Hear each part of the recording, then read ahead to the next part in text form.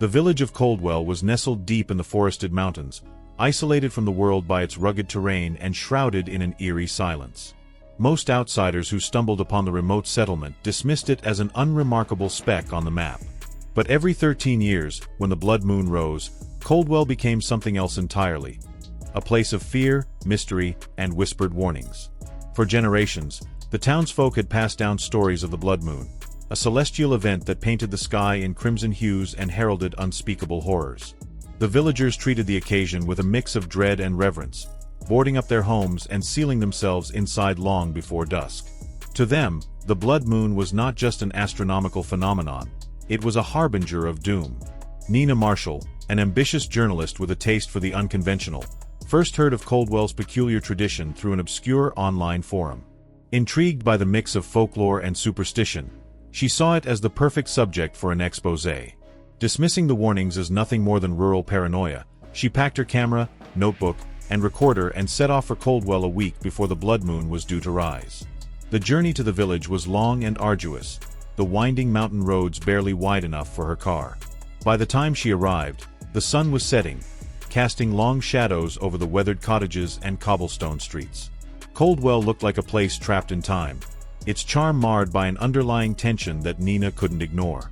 The air felt heavy, as though the forest itself were holding its breath. Her arrival was met with suspicion. The villagers were wary of outsiders, their guarded expressions making it clear that Nina was not welcome. She rented a room above the town's only pub, run by a stout, no-nonsense woman named Margaret. Despite her initial reluctance, Margaret offered Nina a few words of advice over a pint of bitter ale. Leave before the blood moon rises. You don't want to be here when it happens. Nina pressed for details, but Margaret's lips tightened into a thin line. Some things are better left alone, she said, before turning her attention back to the bar. Undeterred, Nina spent the next few days exploring the village and interviewing its residents. Most were tight-lipped, brushing off her questions or retreating behind closed doors. The few who did speak to her shared cryptic warnings. When the sky bleeds, the shadows come alive. The blood moon changes everything. Pray you're indoors when it rises. On the eve of the blood moon, Nina noticed the villagers' preparations intensifying. Windows were boarded up, doors reinforced with heavy beams, and salt lines were drawn across thresholds. The streets emptied by mid-afternoon, leaving the village eerily quiet. Nina, determined to uncover the truth, ignored their warnings and set up her equipment near the central square. She planned to document the event firsthand, confident that her skepticism would be validated. As the first sliver of the blood moon appeared on the horizon, Nina felt an unexpected chill. The temperature seemed to drop, and the once still air grew restless. The sky darkened unnaturally, the stars swallowed by an ominous red glow. It was then that she heard the first scream. Nina whipped around, her camera capturing a figure staggering into the square. It was an elderly man she had interviewed earlier, his face contorted in agony. Before her eyes, his body convulsed, limbs twisting and elongating in grotesque ways. His nails grew into claws, his teeth sharpening into fangs. Within moments, he was no longer human but a feral creature with glowing red eyes and a blood-curdling snarl. Panicked, Nina grabbed her equipment and bolted for the pub. She barely made it inside before Margaret slammed the door shut and bolted it with a thick iron bar. "You idiot," Margaret hissed. "I told you to stay indoors." "What the hell was that?" Nina demanded, her voice trembling. Margaret didn't answer. Instead, she handed Nina a shotgun and a handful of shells. "If you want to live through the night, you'll need this." The next few hours were a nightmare. From her perch at the window, Nina watched as the village transformed into a battleground.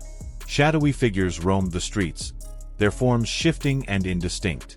They moved with inhuman speed, dragging anyone caught outside into the darkness. The feral creatures, once villagers, prowled hungrily, their howls echoing through the night. "This is what happens during the blood moon," Margaret explained, her voice grim. "It's the curse." "What curse?" Nina asked, her hands trembling as she reloaded the shotgun. Margaret sighed, her gaze distant. "A long time ago, the founders of this village made a deal. They wanted protection from the dangers of the wilderness. But the ritual they performed went wrong. Instead of keeping evil out, they let it in. Now, every 13 years, the blood moon reminds us of their mistake. Determined to understand more, Nina pressed Margaret for details. The older woman reluctantly revealed that the only way to end the curse was to destroy the artifact used in the ritual, a stone tablet inscribed with forbidden symbols, hidden somewhere within the forest. As the night wore on, the pub came under attack. The creatures clawed at the windows and pounded on the doors, their snarls and growls a constant threat. Margaret and Nina fought to keep them at bay, but the barricades wouldn't hold forever. Realizing she had no choice, Nina made a desperate decision. "I'm going to find that tablet," she said, her voice firm despite the fear coursing through her veins. "You're insane," Margaret replied. "You'll never survive out there." "If I don't, we're all dead anyway," Nina said, grabbing a lantern and the shotgun. "Tell me where to start looking." Margaret hesitated before nodding. "There's a clearing to the east, near the old well. That's where they performed the ritual. If the tablet's anywhere, it'll be there." With Margaret's reluctant blessing, Nina slipped out through the back door, the blood moon casting an eerie light on the village. Every step through the deserted streets was a test of her courage, the shadows seeming to close in around her. The howls of the creatures grew louder, and she could feel their eyes on her, watching, waiting. Reaching the edge of the forest, Nina forced herself to move forward. The trees loomed like sentinels, their gnarled branches twisting into grotesque shapes. The air was thick with the scent of decay, and the ground beneath her feet felt soft and treacherous. At last, she reached the clearing. In the center stood the old well, its stones crumbling with age. Surrounding it were remnants of the ritual, melted candles, scattered bones, and the faint outline of symbols carved into the ground. At the base of the well lay the tablet, its surface glowing faintly in the crimson light. Nina approached cautiously, her breath catching as she saw the symbols up close. They seemed to writhe and shift, as though alive. As she reached out to pick it up, a guttural growl froze her in place. Turning slowly, she saw one of the creatures standing at the edge of the clearing, its red eyes locked on her. The next moments were a blur. Nina fired the shotgun, the blast echoing through the forest as the creature lunged. She scrambled backward, clutching the tablet as more creatures emerged from the shadows. With no other option, she ran, the tablet heavy in her arms and the monsters close behind. Reaching the village just as dawn began to break, Nina stumbled into the pub, collapsing onto the floor. Margaret slammed the door shut behind her, helping her to her feet. "Did you get it?" she asked. Nina held up the tablet, her hands trembling. "What do we do now?" Margaret grabbed a hammer and chisel from behind the bar. "We end this." Together, they shattered the tablet, the pieces dissolving into ash as the first rays of sunlight touched them. The air grew still, and the shadows receded, leaving the village in an uneasy silence. The blood moon had passed, and for the first time in generations, Coldwell felt at peace. But as Nina looked out at the forest, she couldn't shake the feeling that something still watched from the darkness, waiting for the next mistake to be made.